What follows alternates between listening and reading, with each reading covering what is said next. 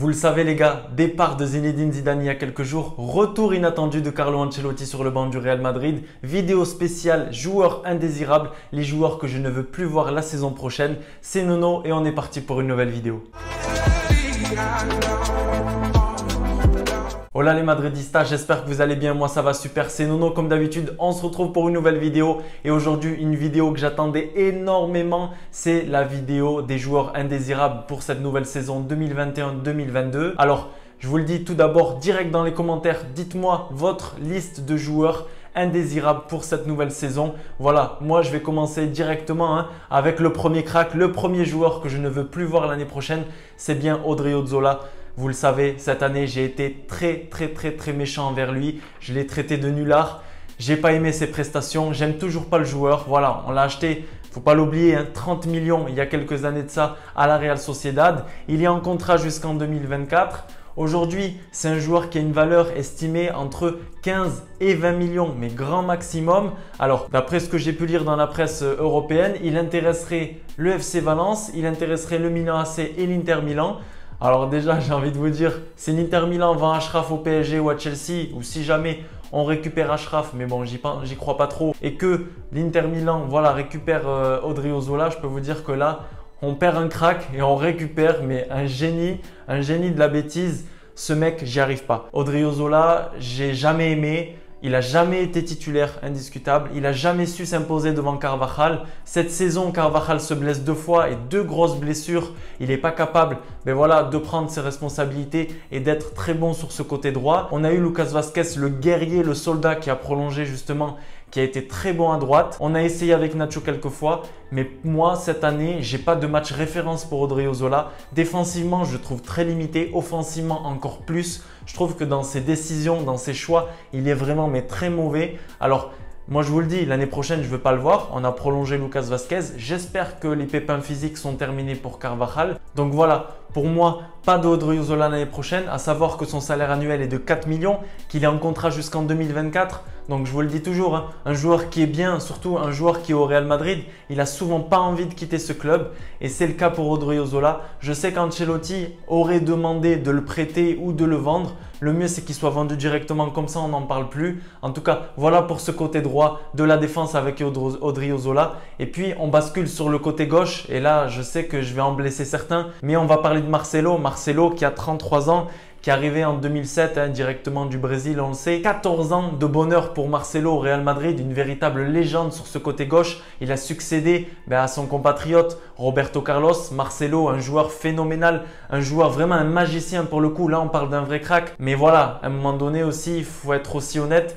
Et on voit que depuis 2 ans, c'est plus le même Marcelo, c'est plus le Marcelo d'avant, c'est plus le Marcelo des Classicos, c'est plus le Marcelo face au Bayern Munich en Ligue des Champions. Et voilà, on sent que l'âge n'aide pas, que physiquement ça commence à lâcher. Je me rappelle de ce match cette saison face à Valence où on prend 3 pénaltys sur le côté gauche, ça avait été un carnage. Et à partir de là, Zinedine Zidane s'est dit « Ok, ça me fait mal de le faire, mais… » Marcelo sur le banc jusqu'à la fin de saison et puis on a eu après l'émergence, on a eu le renouveau avec Mendy qui nous a fait plaisir sur ce côté gauche, on en parlera dans une autre vidéo, mais voilà, un Marcelo diminué avec l'âge, ça va plus, il se fait manger sur tous les côtés. Quelquefois, Zinedine Zidane a essayé de le rentrer ailier gauche, mais je peux vous dire qu'à gauche c'est rempli entre Rodrigo, entre Hazard, entre Vinicius Junior, on a pas mal de monde, donc plus de place pour Marcelo.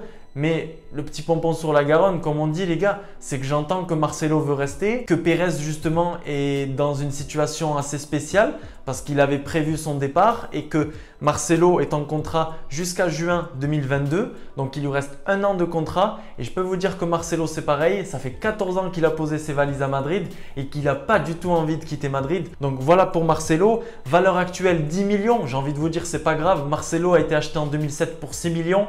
Je pense que là c'est l'un des plus beaux transferts du Real Madrid, surtout avec le palmarès qu'il a eu au Real Madrid, c'est juste exceptionnel. Et donc certains clubs sont intéressés. Il y a 1 an, 2 ans, on parlait de la Juventus de Turin, on parlait de Monaco en France. Mais aujourd'hui, ça a changé. Je pense que les clubs, les dirigeants, les chargés de recrutement, etc., ils ont pu voir les matchs de Marcelo et ils se sont dit tout simplement, le mec, malheureusement, c'est plus le Marcelo d'avant. Donc, ils n'ont plus du tout envie de miser sur ce mec-là. Et je les comprends, franchement, à 33 ans, avec le niveau qu'il a, le niveau physique qu'il a, difficile de miser sur un mec comme lui. Et donc, on a certains clubs de la MLS, dont le club de David Beckham, qui seraient intéressés pour le signer. Il y a également quelques pistes en Turquie. Après, franchement, je ne le vois pas du tout partir en Turquie. Pourquoi pas la MLS?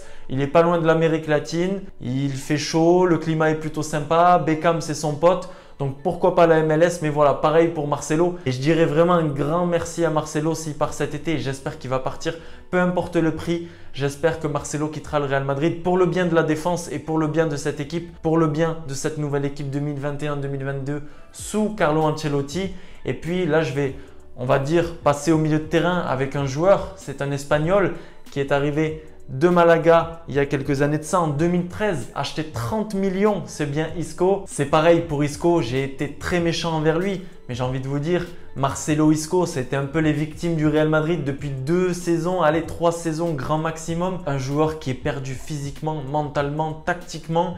Techniquement, c'est toujours un bon joueur. On peut voir à l'entraînement sur les vidéos ce qu'il peut faire.